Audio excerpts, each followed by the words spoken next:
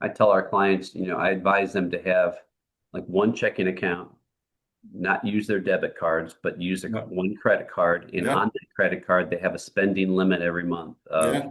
500, 1,000, whatever their income, whatever that would support. Yep. Makes it so much easier for budgeting. So now you have one line item on your budget Yep. versus a Yep. debit. If you use your debit for everything, you have to go through your bank statement. Like, you could do utilities, mortgages, things like that from your checking account. So I Yep. advise that.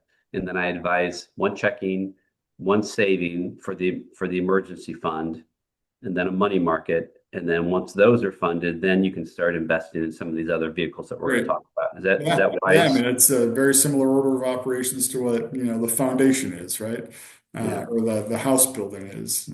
But yeah, I mean, that's, and I know it's not really, the major topic of this, but yeah, I mean, credit card, if you use it, within discipline, with discipline, Yeah. and don't get yourself in trouble, it's the best way to make purchases, right? I mean, it's Sure. safer, because if somebody hacks your debit card, they are hacking your money.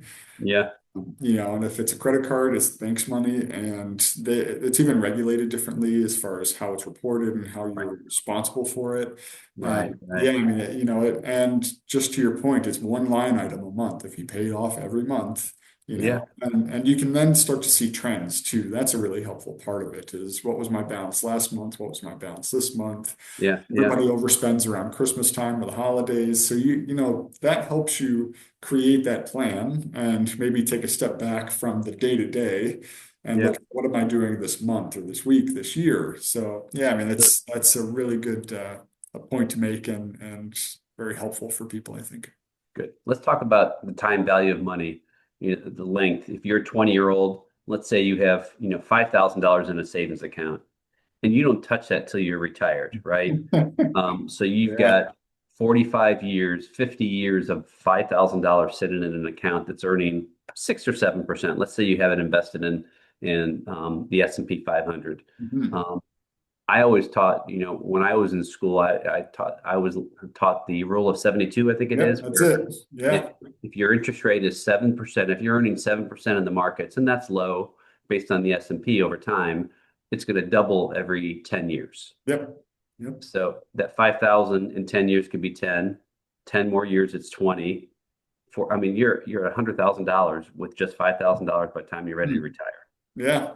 Yeah, I mean we preach that. The earlier you can do it, the earlier you can start, because the real growth doesn't happen. The exponential growth doesn't happen until the very last bit of your plan, right?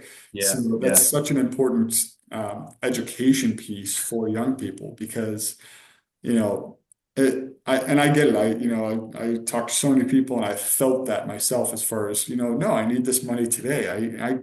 35 years from now, what are you talking about?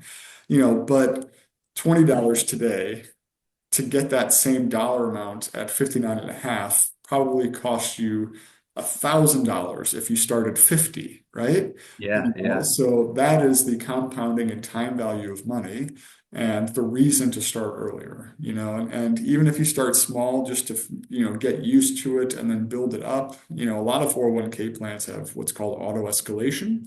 It's just built into the plan. So every year it's going to go up by 1%. Hmm. You typically get a 2 or 3% raise. So what's 1% of that? You don't even Sure. feel it. Right. Yeah, And then all of a exactly. sudden you've had, additional $20 a paycheck go into that account for the last 5 years, and you start to see a significant difference. So Sure. yeah, I mean that's Rule of 72 is such an important concept for people to understand and know that it exists. Yeah. How long does it take you to double your money if you're getting a savings rate of 0.1? I mean, it's not in Yeah. your lifetime. No, exactly right. So Exactly right. yeah, I mean, it's such an important piece of the puzzle to creating wealth, creating, like I think it was Einstein that said, you'll either, compounding interest is the eighth wonder of the world. You'll either benefit from it or be owned by it. Yeah. Yeah. Something to that. It's verbatim, but yeah, I mean, I mean, real estate and the stock market are the biggest wealth creators in the world. And what is that? It's compounded value that increases over time. I mean, Sure. that's, long time horizons of those two things compounding and creating value. That's really what creates a good retirement plan. Yeah.